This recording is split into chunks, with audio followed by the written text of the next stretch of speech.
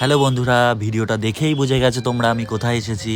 আর নতুন বছর পড়তে না পড়তেই আমি অনেকগুলো বিয়েবাড়ির ইনভিটেশনও পেয়েছিলাম এবছর। আমি ভাবছিলাম এত বিয়েবাড়ি ডেট পড়ছে, আমি কেন ইনভিটেশন পাচ্ছি না। বাট যখন ইনভিটেশন পেলাম, 2-3টে ইনভিটেশন একসাথেই পেয়েছিলাম বিয়েবাড়ির।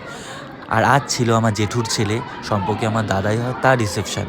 তারপরে আর কি, এই যে বৌদিকে একটুখানি বললাম একটু হাই করে দাও ক্যামেরার দিকে। ছবি টবি তোলার পরে সব রিলেটিভসদের সাথেও দেখা হয়েছিল। অকেশন পারপাস ছাড়া তো আর সবার সাথে সেইভাবে দেখা হয় না। দেখা হয়ে বেশ ভালোই লাগলো সবার সাথে। আর সোজা চলে গেছিলাম আমি স্ন্যাক্সের দিকে, আর গিয়ে দেখছি এখানে অনেক রকমেরই স্ন্যাক্সের ব্যবস্থা ছিল। আর আমি আগেই চলে গেছিলাম ফুচকা স্টলে, আর গিয়ে বেশ কয়েকটা ফুচকাও খেয়ে নিয়েছিলাম। আর বিয়ে বাড়িতে আমি যেটা করে থাকি, স্ন্যাক্স খেয়ে পেট ভরিয়ে মেন কোর্সে গিয়ে আর কিছুই খেতে পারি না।